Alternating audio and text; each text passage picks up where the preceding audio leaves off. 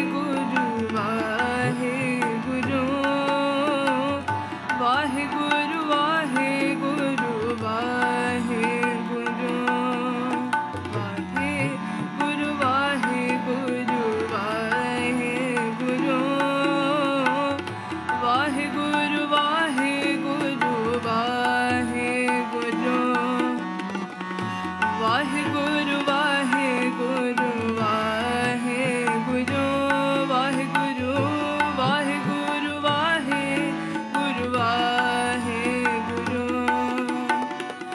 ਵਾਹਿਗੁਰੂ ਵਾਹਿਗੁਰੂ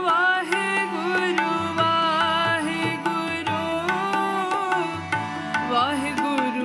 ਵਾਹਿਗੁਰੂ ਵਾਹਿਗੁਰੂ ਵਾਹਿਗੁਰੂ ਵਾਹਿਗੁਰੂ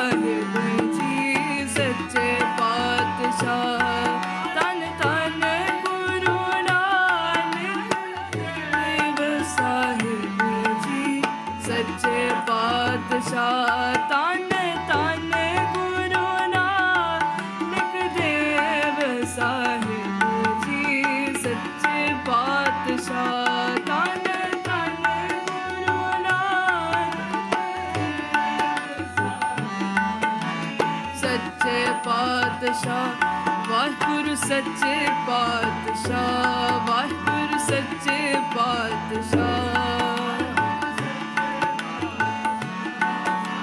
ਸੱਚੇ ਪਾਤਸ਼ਾਹ ਵਾਹਿਗੁਰੂ ਸੱਚੇ ਪਾਤਸ਼ਾਹ ਵਾਹਿਗੁਰੂ ਸੱਚੇ ਪਾਤਸ਼ਾਹ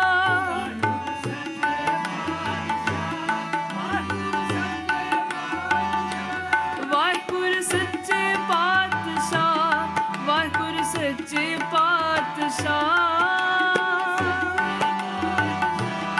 ਵਾਹਿਗੁਰੂ ਸੱਚੇ ਪਾਤਸ਼ਾਹ ਵਾਹਿਗੁਰੂ ਵਾਹਿਗੁਰੂ ਵਾਹਿਗੁਰੂ ਵਾਹਿਗੁਰੂ ਵਾਹਿਗੁਰੂ ਵਾਹਿਗੁਰੂ ਵਾਹਿਗੁਰੂ ਵਾਹਿਗੁਰੂ